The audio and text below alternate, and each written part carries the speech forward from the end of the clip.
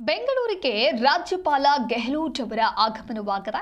ಲೋಕಭವನಕ್ಕೆ ರಾಜ್ಯಪಾಲರು ಎಂಟ್ರಿ ಕೊಟ್ಟಿದ್ದಾರೆ. ಮಧ್ಯಪ್ರದೇಶದಿಂದ ಬೆಂಗಳೂರಿಗೆ ರಾಜ್ಯಪಾಲರು ಆಗಮಿಸಿದ್ದಾರೆ. ಪತ್ನಿಯ ಅನಾರೋಗ್ಯದ ಹಿನ್ನೆಲೆಯಲ್ಲಿ ಉಜ್ಜಯಿನಿಗೆ ಭೇಟಿಯನ್ನ ಕೊಟ್ಟಿರ್ತಾರೆ. ಗುರುವಾರದ ರಾತ್ರಿ ಬೆಂಗಳೂರಿಗೆ ರಾಜ್ಯಪಾಲರು ಇದೀಗ ವಾಪಸ್ಸಾಗಿದ್ದಾರೆ.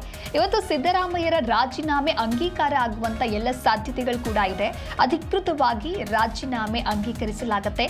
ರಾಜ್ಯಪಾಲರ ಕಾರ್ಯದರ್ಶಿಗೆ ನಿನ್ನೆ ಸಿಎಂ ಸಿದ್ದರಾಮಯ್ಯನವರು ರಾಜೀನಾಮೆಯನ್ನ ಸಲ್ಲಿಕೆ ಮಾಡಿದ್ರು.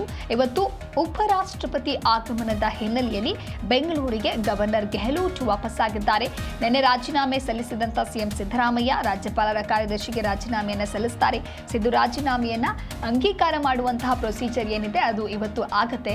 ಇನ್ನು ಪತ್ನಿಯ ಅನಾರೋಗ್ಯದ ಕಾರಣದಿಂದಾಗಿ ರಾಜ್ಯಪಾಲರು ರಾಜ್ಯದಲ್ಲಿ ಇರೋದಿಲ್ಲ, ಬೆಂಗಳೂರಿನಲ್ಲಿ ಇಲ್ಲದೆ ಬೇರೆ ಕಡೆಗೆ ಹೋಗಿರ್ತಾರೆ. ಹಾಗಾಗಿ ನಿನ್ನೆ ಒಂದು ರಾಜೀನಾಮೆ ವಿಚಾರ ಅಂತ ಬಂದಾಗ ಕೂಡ ಕೆಲವೊಂದಿಷ್ಟು ಗೊಂದಲಗಳು ಸೃಷ್ಟಿಯಾಯಿತು.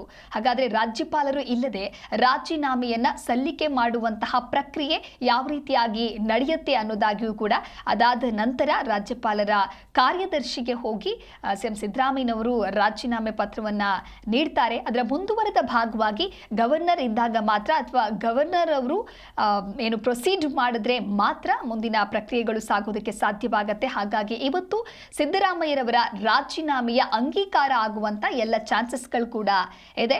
ಮಧ್ಯಪ್ರದೇಶದಿಂದ ಬೆಂಗಳೂರಿಗೆ ಸದ್ಯ ರಾಜ್ಯಪಾಲರು ಆಗಮಿಸಿದ್ದಾರೆ. ಲೋಕಭವನಕ್ಕೆ ರಾಜ್ಯಪಾಲರು ಗೆಹ್ಲೋಟ್ ಆಗಮನವಾಗಿದೆ.